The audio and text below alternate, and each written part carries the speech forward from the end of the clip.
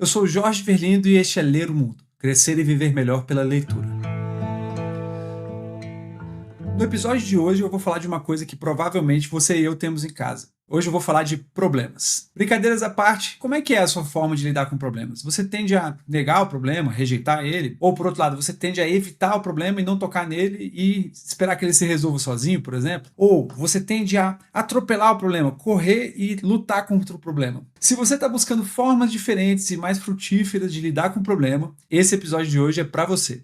Hoje eu vou falar de um livro chamado O Caminho Menos Trilhado, do autor Morgan Scott Peck. É um livro maravilhoso que eu descobri em 2023. Apesar de eu ser um curioso de técnicas de psicologia mais modernas e práticas, tipo TCC, que já não é mais tão moderno, eu gosto muito também de estudar os filhos da psicanálise. E ele é um deles. Não é exatamente psicanálise, mas ele tem umas ideias que transitam ali um pouco entre a filosofia e a religião.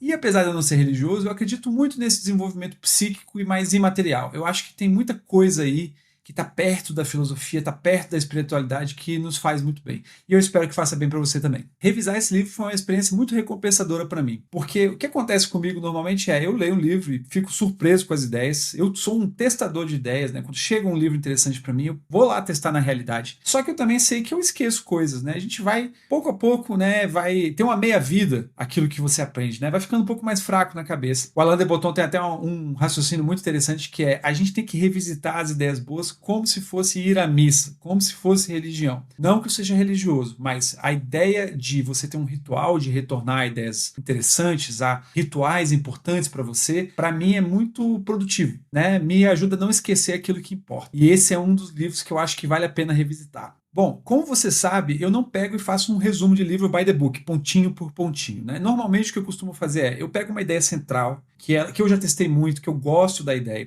e todas as ideias em volta dela, né, dentro dessa obra de algum autor ou autores, e eu trago para você com exemplos práticos, para você ver a praticalidade da ideia, o quanto ela é eficiente no mundo, né? Pode não ser para você, mas pode ser para algum outro momento da sua vida, para alguém que você conhece, e é por isso que eu trouxe essa ideia aqui. O que eu vou fazer hoje é, eu vou elencar 4 pilares do raciocínio do Scott Peck, que eu gosto muito, eu pratico eles até hoje, e eu acho que eles contribuem muito para o desenvolvimento do indivíduo, para uma vida feliz, se a gente for, né, resumir as coisas. Esse livro tem mais raciocínios interessantes, ele tem perspectivas sobre o amor, sobre a transcendência, que eu acho que vale a pena você explorar. Eu acho que esse livro é um livro que merece a leitura. Mas hoje eu vou focar mais nesses 4 pontos que eu acho que se você tem problemas práticos, se você tem desafios a vencer na vida, eu acho que eles vão ser bons instrumentos. Beleza, vamos lá para a primeira ideia do Scott Peck. A primeira ideia, ela não é uma ideia muito inovadora, mas a abordagem dele é muito interessante. A ideia basicamente é que a vida é difícil. A gente já viu isso quando eu trouxe no episódio do Schopenhauer.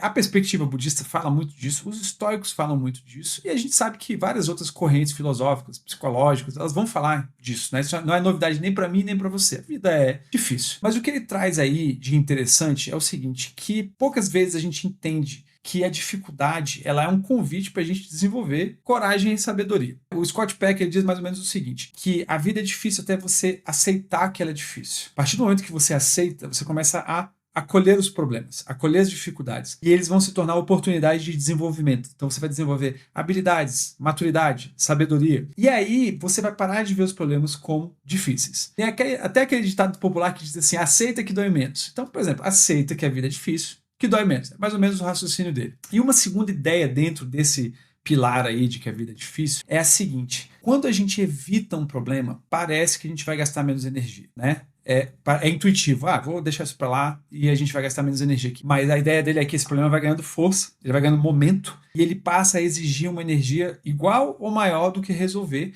sem o benefício do desenvolvimento de caráter, do desenvolvimento do indivíduo. Então tá aí a defesa dele para o fato da gente encarar os problemas com mais receptividade. E se por um lado a vida é difícil e o problema precisa ser visto com generosidade, com aceitação, ele vai trazer a disciplina como a solução para isso. A gente pode entender disciplina como a nossa capacidade de dominar, né, autodominar, dominar os nossos impulsos, dominar a nossa, né, o nosso direcionamento para prazer em detrimento do dever ou em detrimento de você de amadurecer, por exemplo, né? Ele vai traçar isso aí em 4 dimensões, que é o adiamento de gratificação, o equilíbrio, a responsabilidade e a busca pela verdade. Eu vou tirar de hoje o equilíbrio, tá? Não é que é menos importante, mas é porque eu acho que essas outras três que eu falei, elas formam um conjunto interessante para você praticar. Então, começando rapidamente pelo adiamento de gratificação. O que ele diz, basicamente, é o seguinte, que o adiamento de gratificação, ele é uma gestão da ordem entre o prazer e a dor. A gente intuitivamente quer ir direto para o prazer. Só que o prazer, ele pode nos distrair e ele pode nos sequestrar a nossa capacidade de se desenvolver. Porque se você for se entregar aos prazeres, por exemplo, do paladar, do descanso, sei lá, do sensorial, que nem os 7 pecados capitais lá, luxúria, gula, preguiça e tal, você vai se enfraquecer, você vai treinar menos para lidar com os problemas que são naturais da vida e que vão te exigir energia. E o que vai acontecer é que você vai cada vez mais postergar a resolução do problema. Então, o que ele sugere, ele tem até uma frase forte que ele diz assim: a única forma decente de viver é com adiamento do prazer. Eu não acho que é exatamente isso, tá? Eu acho a frase muito boa, mas eu concordo que você sendo consciente disso, você consegue colocar realmente o seu desenvolvimento na frente quando for necessário, para você chegar no prazer com o problema já resolvido. E isso eu já testei e é muito bom. Beleza, então, vamos lá para a segunda ideia interessante dentro desse tronco aí de disciplina, né? Que é a responsabilidade. O que ele diz lá no livro é o seguinte: nenhum problema pode ser resolvido até que alguém assuma a responsabilidade sobre ele. Eu acho isso muito interessante, parece uma coisa moralizante do tipo, você tem que assumir as responsabilidades. Ele não quer dizer que a gente tem que assumir todas as responsabilidades que existem, apenas as nossas. Se a gente for capaz de ter discernimento, de entender o que é da nossa conta e nos dedicarmos e nos desenvolvermos durante essa solução dos nossos problemas, a gente passa a se desenvolver no meio do caminho. E o que ele traz é que evitar a responsabilidade é intuitivo, ele é uma coisa mais primitiva nossa de evitar a dor. A gente quer evitar o desconforto, a gente quer evitar de entrar nesse combate com o problema, entrar nessa lida com o problema, na implicação. E uma coisa interessante que ele traz aí é a seguinte: se não estivermos atentos, a gente pode acabar transferindo, eu vou falar isso logo à frente, a responsabilidade que deveria ser nossa, de algum problema que é nosso, ou para uma outra pessoa, ou para uma organização, ou para uma entidade, ou para algum fato. E com isso eu não estou dizendo assim, então quer dizer que nada de ruim acontece na vida? Não, né? A gente sabe que a vida pode ser injusta, ela pode ser brutal, né? Ela pode ser implacável, mas muitas vezes nós estamos lidando com problemas que eles são da nossa conta e que em última instância, se formos honestos conosco, se a gente for honesto consigo mesmo, a gente vai ver a nossa parcela de responsabilidade no que precisa ser resolvido. E essa evitação, ela pode te empurrar para longe da verdade, que é o próximo tema dele. E com isso a gente chega nesse próximo tema, que é abrir o mapa da verdade. É o meu tema favorito desses 4, tá? O que eu mais gosto, é o que eu mais pratico, inclusive, né? O que ele quer dizer com isso? Ele tem uma metáfora muito interessante que ele diz o seguinte, que a nossa visão de mundo, ela é um mapa e a realidade é o território. E o nosso papel aí é a gente aprender o máximo possível, a colher informações que expandam o nosso mapa da melhor forma possível, para que ele se pareça com o território, para que, tá aqui o território da realidade e o seu mapa se pareça o máximo possível, reflita ele. Não é simples, nós sabemos disso, porque a realidade está constantemente mudando. E a gente precisa aprender muito, a gente precisa abandonar muitas identidades que a gente tem ao longo da vida para se desenvolver. E é isso que ele fala lá. Ele fala que, primeiro, é doloroso, quase ninguém busca essa expansão do próprio mapa, né? Entender melhor o mundo. E aí você pode observar isso, por exemplo, em discussões. Às vezes você está discutindo com uma pessoa, você está testemunhando uma discussão. Todo mundo tem certeza, mas é quase que como cada um tivesse um pedaço do mapa. Não estou relativizando tudo, né? A gente sabe que tem coisas que estão erradas e pronto, existem essas coisas. Mas para as questões mais abstratas e mais, né, assim, adultas, mais sofisticadas, cada um tem um pedaço do mapa. E a gente tende a se aferrar aos nossos pedaços do mapa e achar que o do outro está errado. E ele diz isso lá, assim, que primeiro, né, a gente tem essa dificuldade de expandir a nossa visão de mundo. E segundo, quanto mais a gente envelhece, mais ela se cristaliza até ela se tornar sagrada, entre aspas. E eu gosto dessa palavra que ele usa, sagrada. Pelo seguinte, lá na frente ele fala o seguinte, que todo mundo tem uma religião, mesmo que não tem religião. Eu acho essa ideia fantástica, super sofisticada. O que isso quer dizer? Dependendo de onde você vem, você vai ser formado pela sua origem lá, onde você nasceu, onde você cresceu, quem eram as pessoas que estavam em volta, o que aconteceu de positivo e negativo por ali. E isso vai formar uma visão de mundo. Esse mundo pode ser um mundo onde você espera coisas positivas ou negativas, um mundo generoso ou punitivo, um mundo muito injusto ou um pouco mais justo, um mundo mais amigável ou mais hostil. Consegue perceber aí dentro de você, da sua visão de mundo, que essas características estão aí? Então o que acontece é, conforme a gente vai se desenvolvendo, a gente vai consolidando essa visão e ela funciona quase como se fosse uma religião. Não estou julgando, fazendo juízo de valor da religião, mas por que ela funciona quase como uma religião? Porque a gente às vezes vai acreditar num código código interno de coisas que ele não necessariamente se reflete na realidade, que outras pessoas veem de forma diferente, assim como religiões diferentes, por exemplo. Ou então quem tem uma religião e quem não tem. Só que nós aqui, dentro da nossa religião, entre aspas, a gente vai agir como se aquilo fosse verdade. Vou te dar um exemplo. Suponha que uma pessoa nasce numa família muito conflituosa, onde eles acham que todo mundo fora da família é invejoso. Ah, porque o vizinho é invejoso, porque o seu professor é invejoso, porque a sua amiguinha da escola é invejosa. Quer dizer, essas pessoas, em qualquer situação fora do controle delas, a religião delas, a forma como elas veem o mundo, está dizendo para elas que é inveja. Pode ser várias outras coisas, inclusive elas podem estar equivocadas, gerando problema no mundo e transferindo a responsabilidade, chamando de inveja. Consegue ver o esquema? É tipo um esqueminha físico, só para você ver. E eu acho isso muito interessante, por quê? Finalizando esse raciocínio aqui. Porque a melhor forma de desenvolver um mapa, a nossa verdade, nossa visão de mundo, parecida com o que é o real, é se questionar constantemente, estar fora da zona de conforto, acolher ideias novas antes de criticar, antes de você rejeitar a ideia, você traz ela para si, testar essa ideia, não importa qual seja a ideia, desde que ela tenha a ver, você não vai fazer uma ideia que vai gerar danos para os outros ou para você, mas às vezes a ideia é só diferente do que você já pensava, até um ponto onde o seu conjunto de ideias que forma a sua visão de mundo, você testou. E ele funciona. Ele te gera saúde, ele te gera conexão, ele gera amor, gera bem-estar, paz, né? Acredito que é o que todo mundo está buscando. Então, com isso, eu fecho esse ponto da busca pela verdade, que é um dos pilares aí. Acho maravilhoso. E aí a gente vai para o próximo, que é uma consequência natural desse. Muito bem, com isso a gente chega no quarto e último ponto, que ele é um arranjo de algumas ideias dele que eu acho que são uma consequência natural disso que a gente estava falando, tá? Esse arranjo ele aponta mais ou menos para a seguinte direção. Se a gente precisa construir um mapa da realidade, um mapa da nossa verdade, que tem que espelhar o máximo possível o mundo real para a gente poder viver bem, o que acontece se a gente não faz isso? Ele começa esse raciocínio com uma ideia do Jung interessantíssima, que é a neurose ela é sempre um substituto do sofrimento legítimo. Vou repetir, a neurose é sempre um substituto do sofrimento legítimo. O que isso quer dizer? É muito difícil a gente processar sofrimento. Eu trouxe um episódio aí sobre trauma anteriormente, e se a gente não tiver as condições favoráveis, se a gente não tiver apoio, se a gente não tiver constituição psicológica, o sofrimento vai nos desarranjar.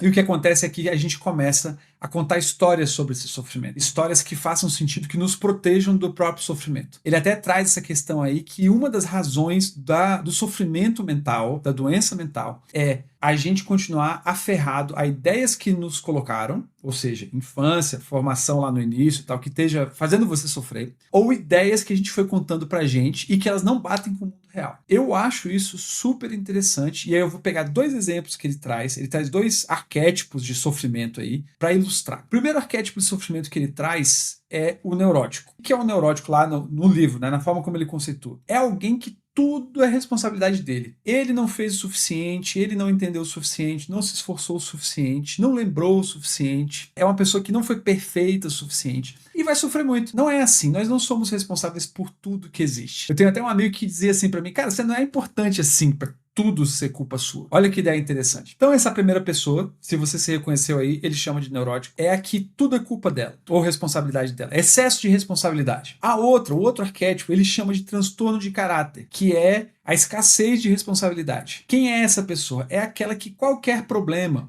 para usar essa matriz aí do problema, responsabilidade e tal, qualquer problema é culpa do mundo, é culpa do outro, é culpa das instituições, é culpa de algum conceito que existe aí. Você já viu alguma pessoa assim? Por exemplo, teve o exemplo que eu dei da inveja, mas você pode ter um exemplo da pessoa que sabe, mas ninguém me entende, entendeu? Eu não tô invalidando as pessoas que sofrem porque eu sou uma, mas eu já testemunhei muitas vezes na vida.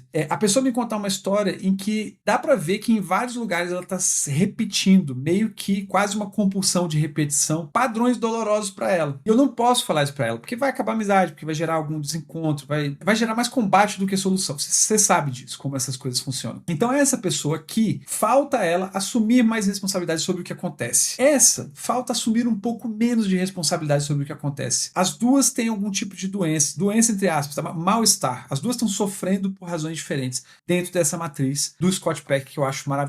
E para finalizar, vou te dar um exemplo prático disso que eu vivi por um tempo. Qual é o exemplo? Eu, por muito tempo, tive hérnia, sofria muito com hérnia, fiquei 10 dias sem andar por conta da hérnia, conta da dor da hérnia, perdi força nas pernas, não conseguia carregar um saco de compras e tal. E por um tempo fui em médicos e procurei um monte de solução, nenhuma delas me atendia e muitas delas descambavam para coisas que eu não queria, por exemplo, uma cirurgia. O que eu fiz aí para usar essa matriz aí de disciplina, responsabilidade e tal, busca da verdade que o Peck usa? A primeira coisa que eu fiz foi, eu preciso entender como isso funciona. Então, quer dizer, eu preciso entender o meu problema. Esse problema é meu, ele não é da minha mãe, da minha mulher, dos meus amigos, não é de ninguém, é meu. Comecei a buscar e buscando, eu percebi que esse problema, para mim, pelo menos da hérnia, tinha duas fases, igualzinho o episódio de trauma que eu trouxe. Tinha uma fase física e uma fase psíquica, psicológica. E a fase física eu resolvi com Pilates, foi maravilhoso, salvou minha vida, voltei a ter movimentos, me deu uma constituição física que eu não tinha antes, me deu mais disposição, mais força, porque eu passava muito tempo sentado trabalhando. E eu passei a diminuir a carga de responsabilidade que eu tinha, que ele chama de neurose, pensando que eu não sou responsável pelo mundo inteiro, eu não preciso resolver todos os problemas que existem, e eu não preciso acertar tudo. Então você vê que foi um composto de duas forças aí, uma física e uma psicológica, que elas partem de uma remodelagem da realidade. Então eu preciso acreditar hoje que tudo não é da minha conta, entendeu? Para sofrer menos. E isso gerou muito desenvolvimento. Então o problema é, perceba, o problema é hérnia. Eu poderia dizer assim, não, mas isso aqui é culpa da minha genética. Veja bem, eu não estou invalidando ninguém que tem um problema grave, mas eu poderia distanciar o problema de mim. Não, eu chamei o problema no peito e eu fui lutando com ele, vivendo ele, processando ele, até chegar numa solução exatamente como está aí no livro. Por isso que eu acho interessante essas ideias e eu espero que você faça bom uso delas, inclusive. Muito bem, com isso a gente chega ao fim da exploração dessas ideias do Scott Peck. Eu gosto muito desse livro, eu recomendo a leitura, vale muito a pena. E o que você achou? Alguma dessas ideias bate com o que você está vivendo? Ou você já testemunhou isso em alguém que você gosta, em alguma pessoa próxima de você? Me conta aqui nos comentários. E por acaso, se você gostou desse assunto, não esquece de deixar o seu like e se inscrever no canal, ou mandar esse assunto para alguém que você acha que vai se beneficiar dessas ideias, que elas são muito interessantes, são muito férteis. Esses pequenos gestos são muito importantes para eu continuar trazendo o melhor das minhas leituras para você. Muito obrigado e nos vemos no próximo vídeo.